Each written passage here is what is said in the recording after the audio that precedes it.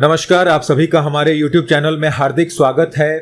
प्रेरणादायक कहानियों की सीरीज में अगले वीडियो के साथ हम उपस्थित हैं और इस वीडियो में जो हम कहानी पढ़ेंगे उस कहानी का नाम है दुनिया का सबसे खुशकिस्मत आदमी।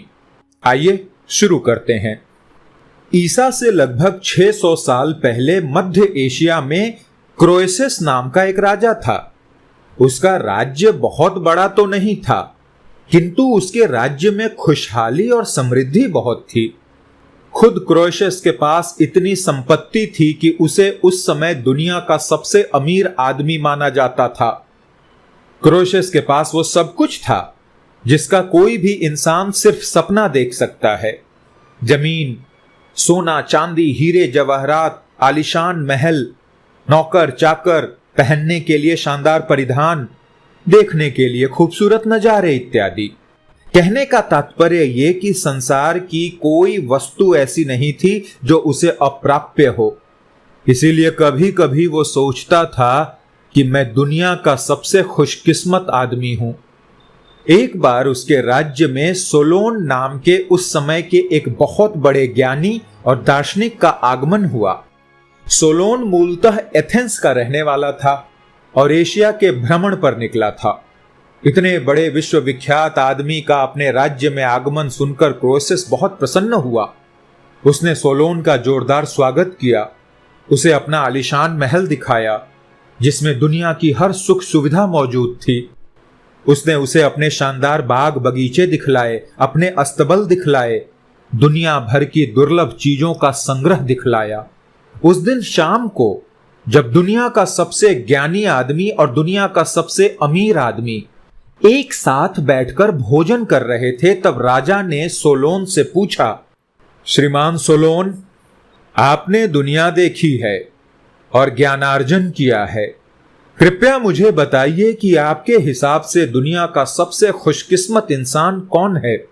दरअसल उसे आशा थी कि उसका वैभव और ठाठ बाट देखने के बाद सोलोन कहेगा, आप हुजूर क्रोएसस।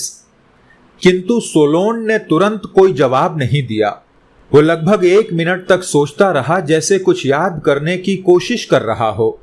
फिर बोला, राजन, मुझे एक गरीब आदमी याद आता है जो किसी जमाने में एथेंस में रहता था। उसका नाम टेलस था। ये वो जवाब बिल्कुल नहीं था जिसकी क्रोएसस आशा कर रहा था।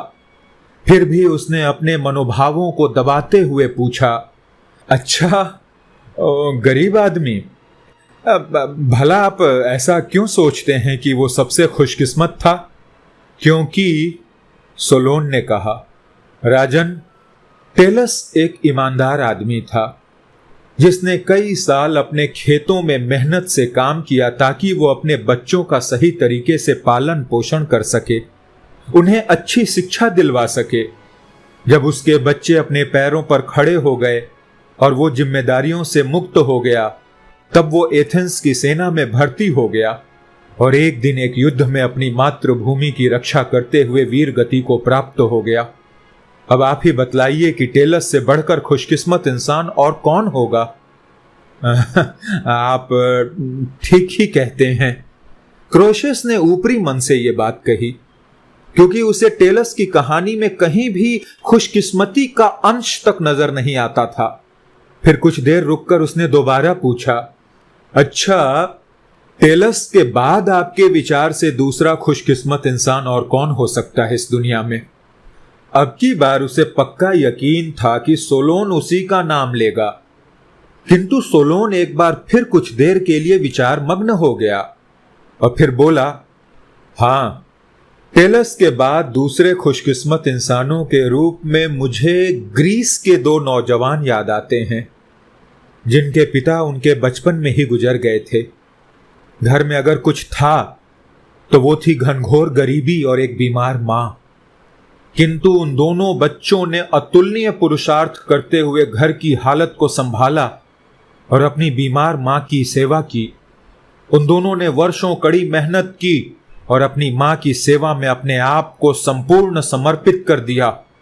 फिर कई साल बाद जब उनकी मां गुजर गई, तब भी उन्होंने अपने लिए कुछ नहीं किया बल्कि अपने देश की सेवा में लग गए और जब तक जिए देश सेवा ही करते रहे। अब तो क्रोएसेस को गुस्सा आ गया। बोला, ये क्या है सोलोन?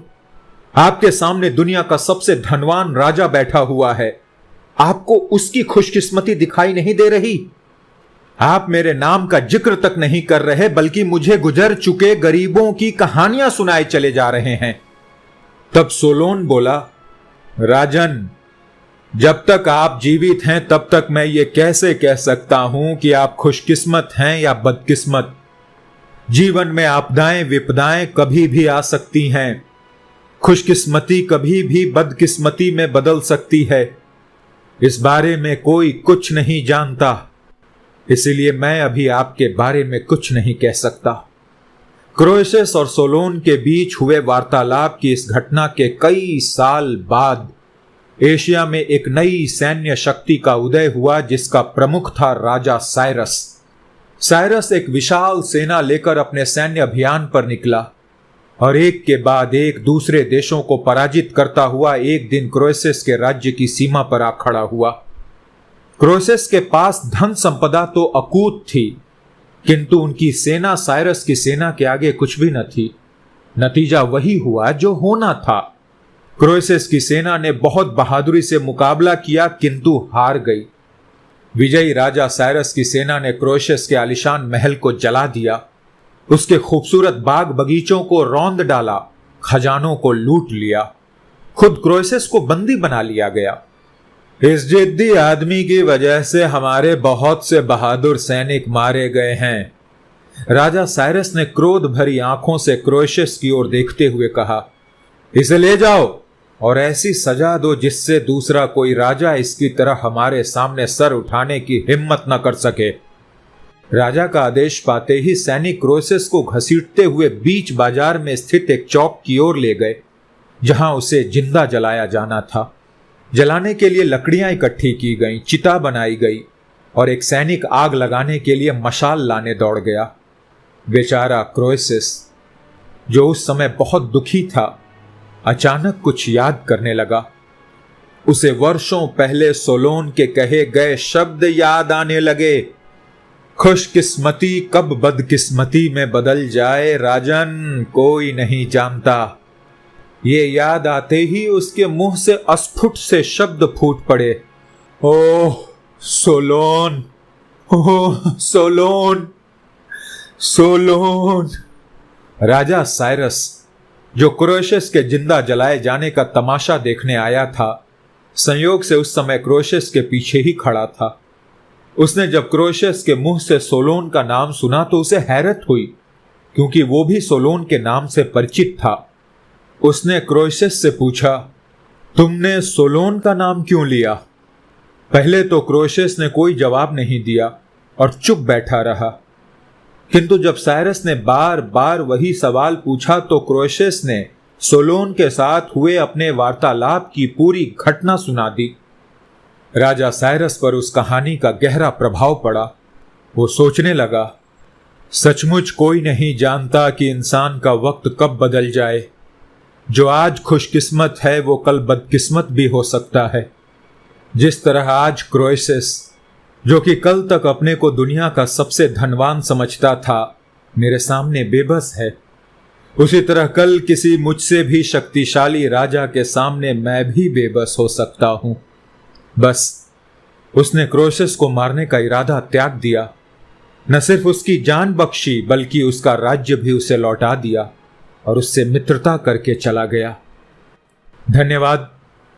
बहुत अच्छी सीख थी, बहुत अच्छी।